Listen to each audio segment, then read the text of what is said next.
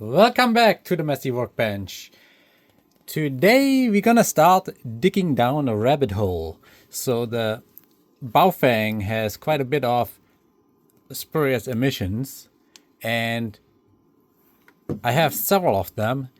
So I was thinking of digging into the Baofeng, ripping it apart and see if there's anything that we could figure out, maybe add a component to it or something to reduce the spurious emissions of that radio. So that's what the ultimate goal is. It's going to be probably a long discovery project, whether or not that is possible. I haven't opened up that radio yet or anything, so I'm not totally sure how successful this project will be, or if you just destroy a radio here. Either way, so the first thing we need to do is we need to take some measurements so we have a reference whether or not we actually improved anything. So I'm going to go ahead and set that up. I did already set that up for measuring the spurious emissions. So let me go ahead and take a couple of shots here. So I got our friend a tripod, so I have both hands free and can start working on this. So there are multiple ways to measure it. One is to press the max hold, and that will capture the peaks right at the beginning of the transmission and continuing on. So let's go ahead, transmit, hold down, and now we have the peak here. So let's go ahead and save this. So obviously the second and the third harmonic are above the 25 microwatts. So let's go ahead and save that. Okay, where's okay? Enter. Okay, that's saved. Clear that. Let's do that once more.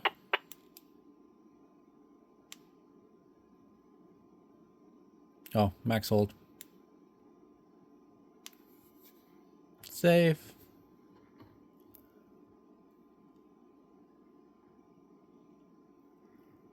And clear. All good things are 3. Oh wait, didn't do the max hold first. Max hold.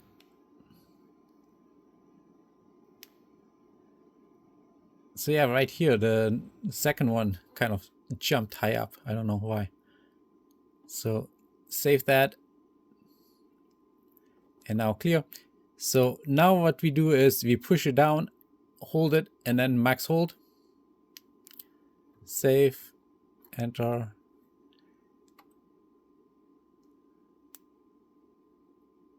Do it again. So this one time, the initial peak isn't being captured. Save, enter, clear. And the third one, max hold, save, enter, clear. Okay, so I think we have all the measurements we need. Let's go ahead and double check on the 70 centimeter as well, because it's a 70 centimeter radio as well. Max hold, transmit, save. 1, 2, 3, 4, 5, 6. Yep, so that would be our first one. Save, clear, max hold, transmit again, save, enter, clear. Okay, so we got our initial measurements. The next step is digging into this radio. So let's go ahead and turn off the spectrum analyzer. We don't need that anymore. Go ahead and start tearing that guy apart. For that, I probably want to rearrange the camera setting. Hold on. Okay, so if we start off tearing off the battery, serial number is 535 at the end. case you're wondering. So how do we dig into this guy here? We definitely can take off the clips here. That doesn't do much. The button right here is being pulled off. Just pull it off like this way, and let's go grab a box we can put stuff in. So the next thing is right here. It has a magnetic screwdriver. It has a ring that you can kind of turn both around. This one as well. So we have to unscrew these two things. I need to find a proper tool for that. So let me do that. Hold on. Moved you to the other side here. So what's a proper tool is always questionable. So here I put a 9-inch wrench in. That kind of fits. And we can just spin that around. It wasn't too strong on there. On that one, the 7-inch kind of fits in. Not totally.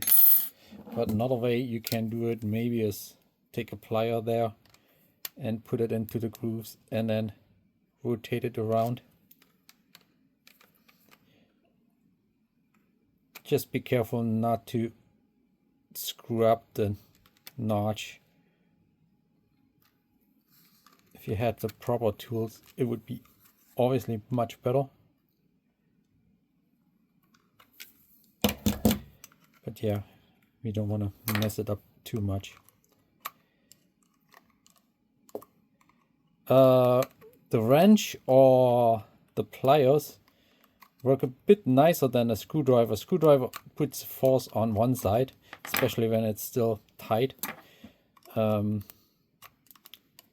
of want to put the force on both sides equally. So this here looks, it's nearly done, but it still doesn't want to come out. Come on.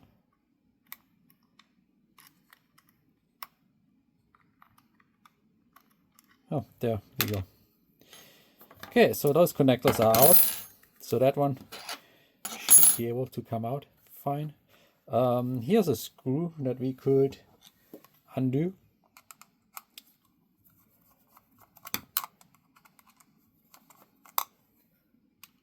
Not 100% sure if that screw is needed to be undone.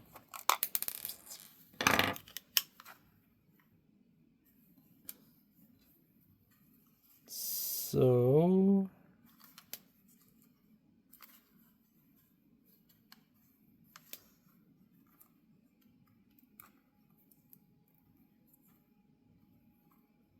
that might be just a rubber stop that we get out.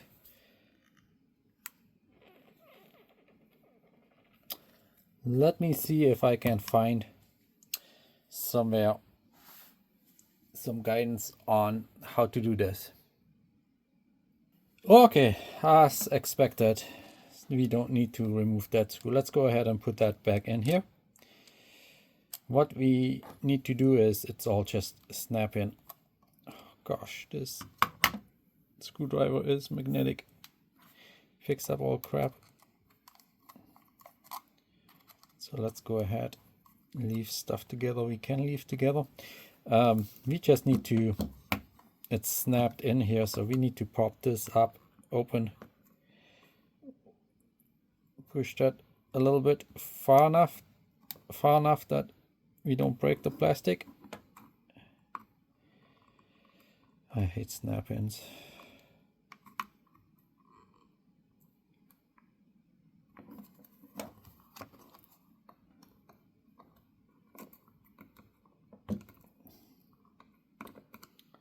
There.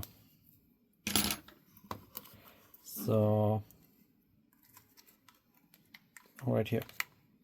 So the speaker is connected. There is the radio. So what we see here is the display.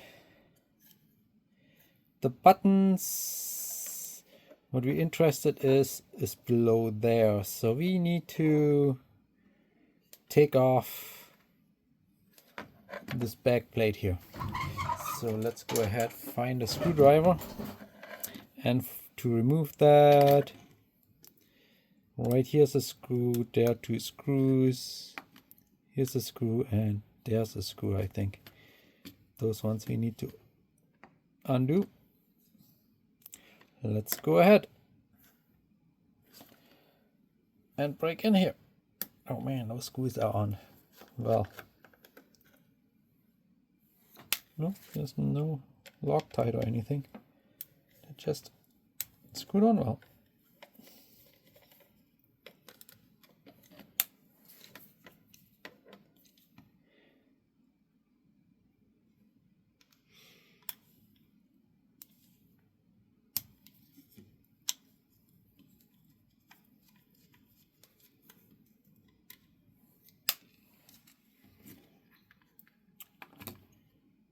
So this is loose.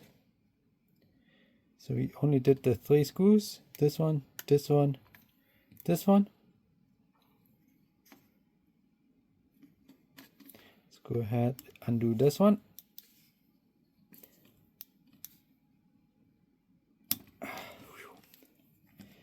It's kind of nearly the wrong screwdriver for it, because I need to push really hard so it doesn't skip. Ah, crap, this one is skipped. There. And how loose are we here?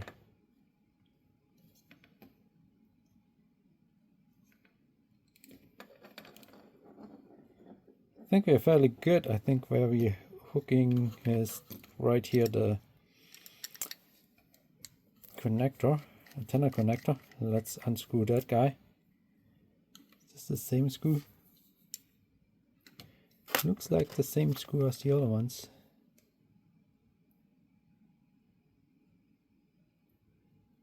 Not totally.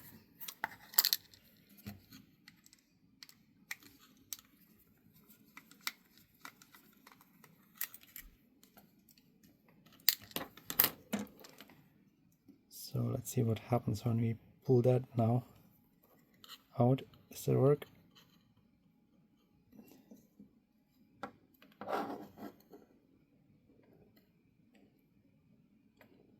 Nope.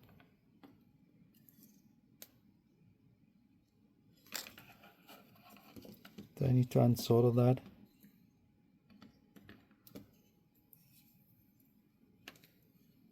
Ah, great. Broke off the speaker wire. Let me unsolder the speaker here, because I'm gonna break the other wire too there. Not what we want.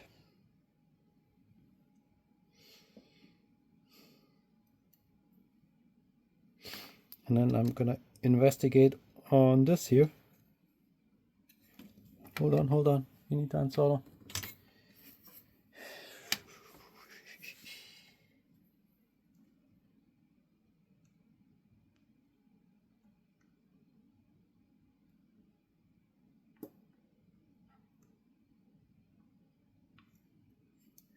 Yeah, got this off. Perfect. So let's investigate. So the board is free on all of that besides up here. So there the potentiometer comes out with it. It's that antenna connector. And that looks as if it's soldered on to the board right here. Let's boot up the desoldering station and desolder that guy.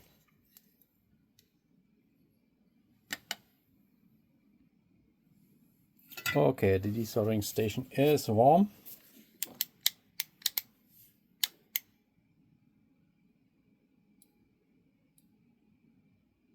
Oh, no, it's not warm. The red light is still off. Or on. It's not green. So let's hold on.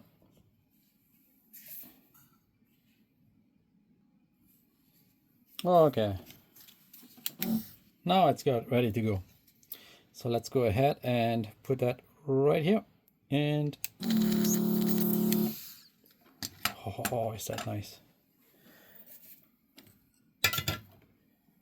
Definitely a desoldering station is worth it. So we really didn't need to take that guy out, those screws.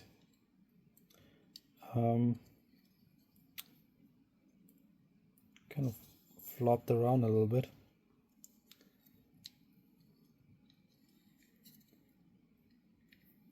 Should be now loose. Did it kind of get stuck again? Yeah. So now we should be able to pull that out.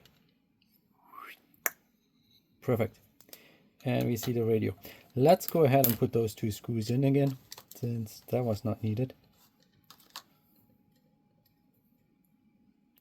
Just so we know how everything goes back together and we don't lose anything.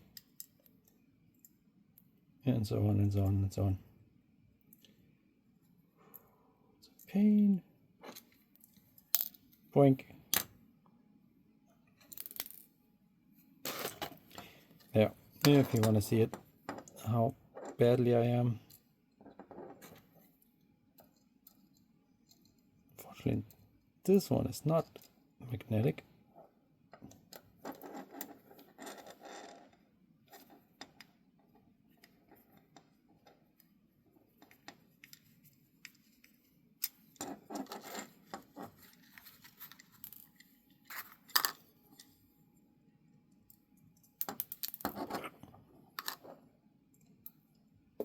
Stay.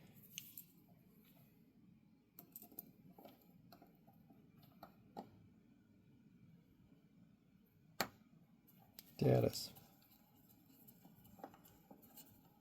That's on.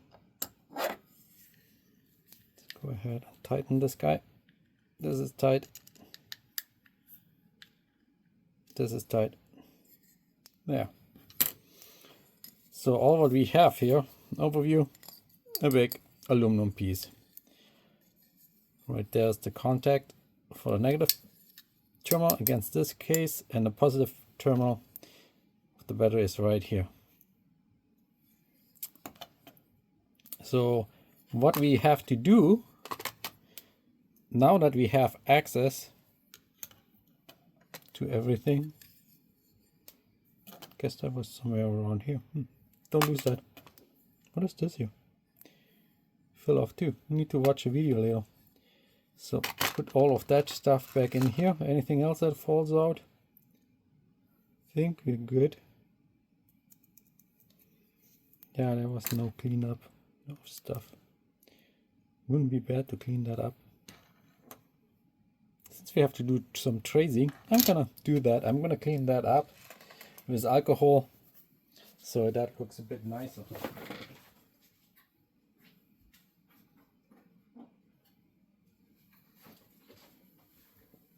So all what you do is grab cue sticks, bottle of alcohol, poke in there and start wiping around in these contacts and hope you can get all of that nice and clean.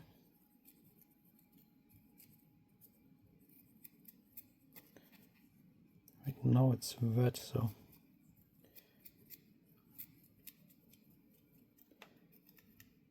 let's see if that makes it better or not.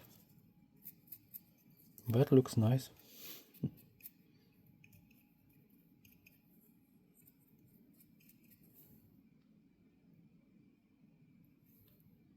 Okay, so let me go ahead and see if I can hook it up to electricity and power the radio, because that way we could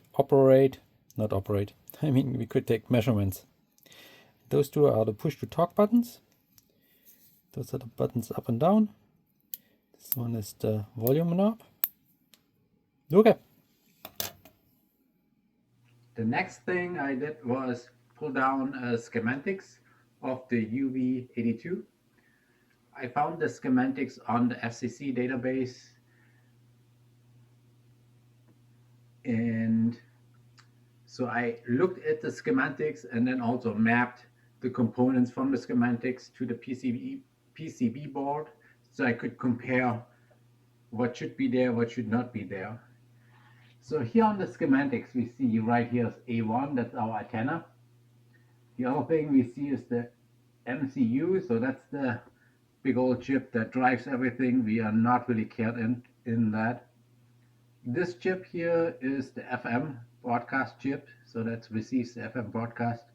We're not interested in that one, but we can already see like these little circuits are related to the FM broadcast, so we can skip over that part. The chip we're interested in is the U2 here. This here is an HT transceiver chip that handles all three bands, the VHF, the 1.25 meter band, and adjacent to it, the UHF band. It's capable of doing the ham radio and adjacent other services in those regions. So that's a chip that can be used probably for quite a few different handheld applications. So if you look here, we have the RF in, so that's where this RF signals goes in and gets decoded. So if you follow that trace along, it goes into this circuit. So that here is the filtering done for the RF receive side. We are looking at the transmit issue where we have this spurious emissions, so that's not the area where we need to focus on. Instead, we look at the RF output. So when we transmit, the signal goes here into this stuff here, and then all of those components here all the way to the antenna are involved in our signal filtering and amplifying and whatnot. So those components is what we need to look at. So with the radio open, I started tracing along from the antenna port, which is the A1, which was easy to identify because I desoldered that, all the components, the inductor, capacitors, and so on. And as I went along the traces, both visually and with the multimeter, I checked it out. And then you know that that's an inductor, so you can kind of conclude if you are in the right path and so on. I started labeling all of those components with the labels over in the schematics.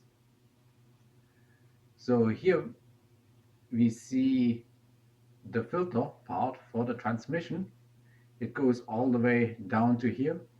There are some sections where the components go to the front side of the radio. So right here we have also some filtering components.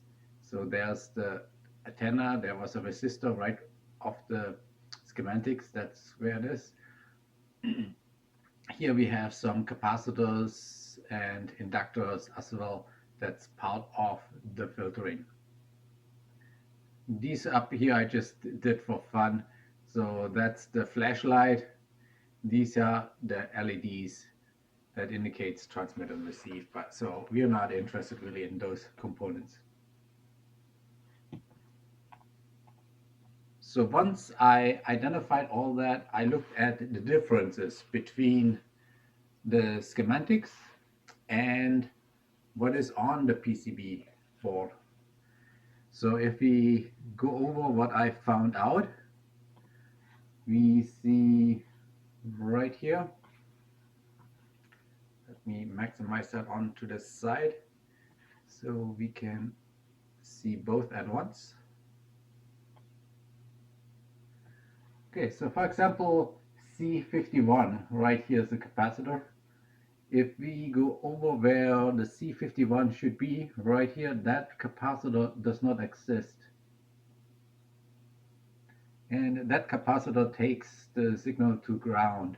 So it's a filtering capacitor right next to the L21, which is right here. There's another capacitor by L19 that is parallel to this inductor. So right over here is L19 and that's C46. Right here, that one is not populated either. Then over here at L20 we see C48, which is not populated. However, if we go over here to 20 and C48, we see that the schematic says it shouldn't be populated. So that one is correct. So keep going to C43. That's right here. Again, a capacitor to ground. And that one is missing. Then if we look at C39, that capacitor was actually added. Let me double check where that was. That's in the front. So let's go ahead and check out, oops, the front side. Right here. So zooming in, right here is the capacitor. I can zoom in a bit.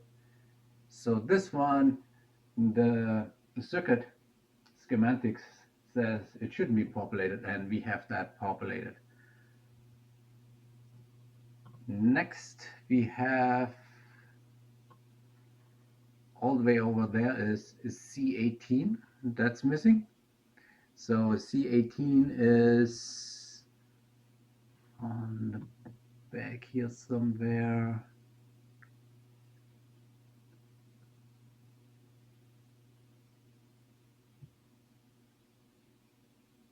Where was that?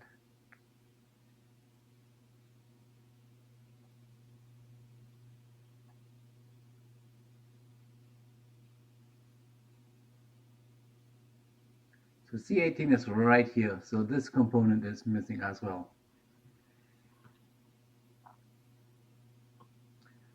A few major parts that are missing is this here, right here. So we have an inductor, a capacitor to ground, not inductor, capacitor to ground. And that section is right here. So here we have the L25 as a capacitor to ground. And then we have the L26, which is right here, and the capacitor to ground. So you see the capacitor to ground is missing.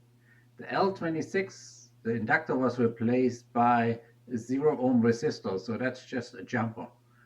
So there's no components in there. The next section is this area here. That is in the front. The front was a little bit tricky. Right here we have one trace, so those two are connected. They go to a pad, a freestanding pad of 3 components joining together. Same here, just a different order. And then the components go to ground here and here. So those pads look very much the same. I did kind of guess, and then my confirmation was done by other photos that I saw. I'm going to cover that in a second. That this is the L14 and the diodes 5 and 6, and that's L16, the diodes 7 and 8 from the schematics. So if we go ahead and move that to the side so we can compare them. So right here is the L16 and the 2 diodes. This capacitor is on the front side, so right here is a through that goes to the other through hole that goes to the other side to continue on. Over here the L14 is kind of the same situation, different kind of diodes, a different inductor and a different capacitor. All of those ones have the NOP, which stands for we are not populated. So that one we really don't need to worry about. So only this part here is missing. So if you want to check out where that C33 is, I'm going to jump back to the front side. Right here. So this little pad here is by itself connected to the front side on this back. So that one just bridges over to here. this section is actually a quite interesting section. That's the section where I marked it in purple. So you have a whole bunch of capacitors in a row going to ground. So the first one is not connected, then you have one connected, then one is not connected, then you have several here. Two of them are not connected, one is connected, and then this one is not connected either. Here they have this weird zigzaggy part, and that's kind of what I guessed, that this has to do with the zigzag that we see right here. So here we come in to C34, which is this one here, and then can I maximize and move that a little bit over?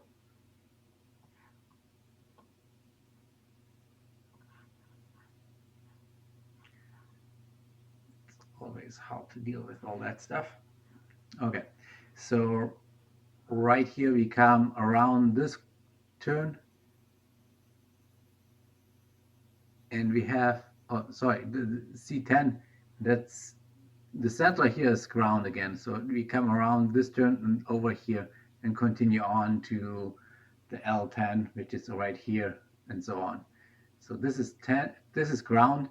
So you see the C10 is marked to ground, and it's on the far side.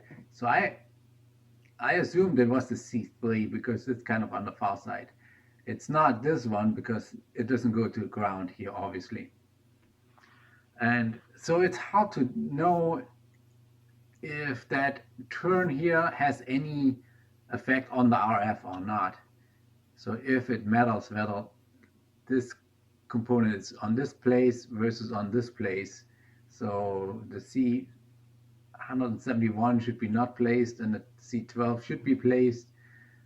It's very hard to know. So I just kind of marked that as a highlight, that might be a trouble place. Really hard for me to determine which way it should go. But the C33 is right here. It comes from these diodes on the other side right here to this trace after the C34. So right here is the C34 and that's C33. And that's why my conclusion was that the L16 should be on this side and not on this side. If you put it on this side, this hole goes also on the other side.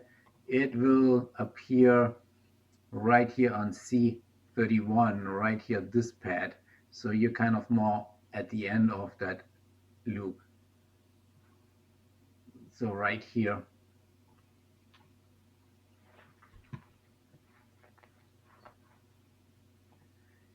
Another thing that I marked as noticeable is this C38.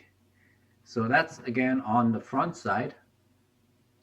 Let me get rid of this guy. And right here is the C38. For orientation, you really have to orientate yourself here. The Q6, that's that component. So we have this pad here that goes to the R20. That's right here, this pad that goes to R20. And right to the R20, it also goes to the C38. And that's not so on the schematics. It would go through the R20 and then through the C38. So basically this capacitor is placed right here instead of over there. Not sure if that makes much of a difference in the RF or not, but the board even is created that you can't really change that on the board. So that's interesting. Now that I identified the problem components that we are missing or additionally there, I went ahead and looked at the FCC document that has a picture of the radio internals. And I got two sources for that. One was,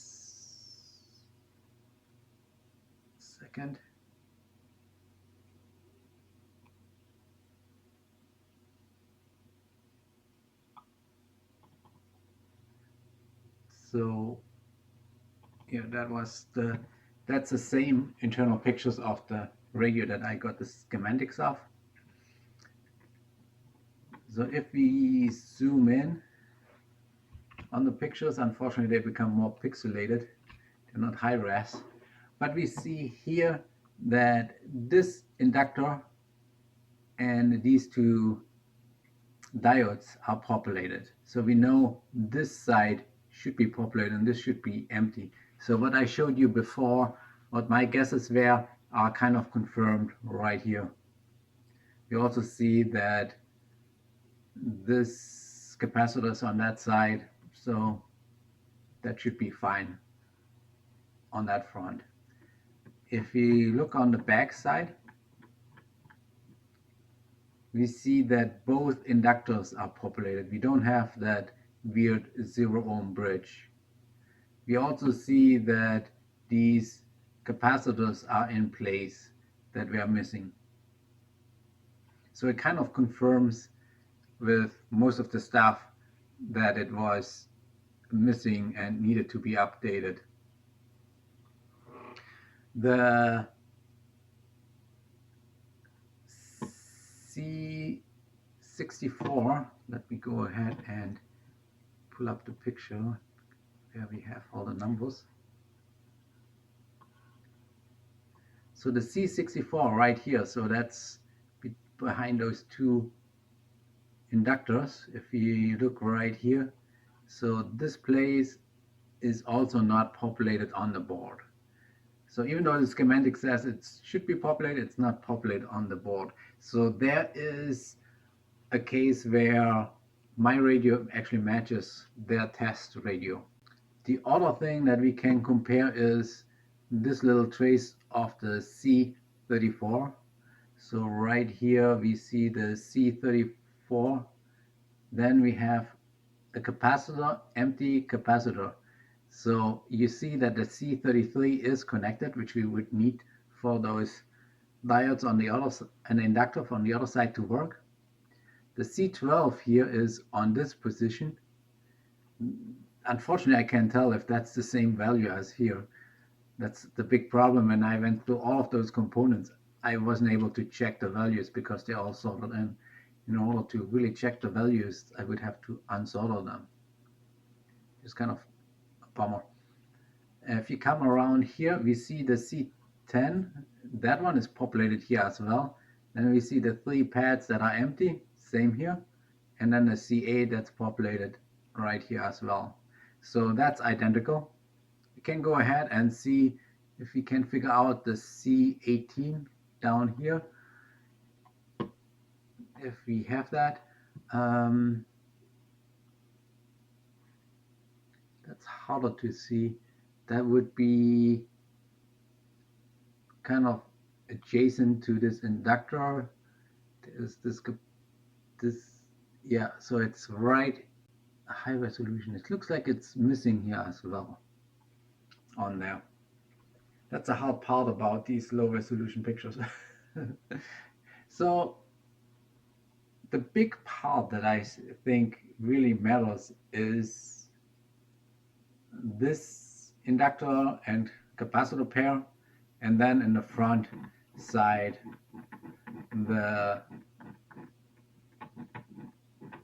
this filter section here. I assume that's filtering. One thing that I don't know is these diodes. I looked tiny bit into them. They look like they're specific for radio frequency RF diodes. I'm not 100% sure what their behavior is. That's something that I could research more to understand what kind of filtering they would be performing. If you do know that, go ahead, leave that in a comment.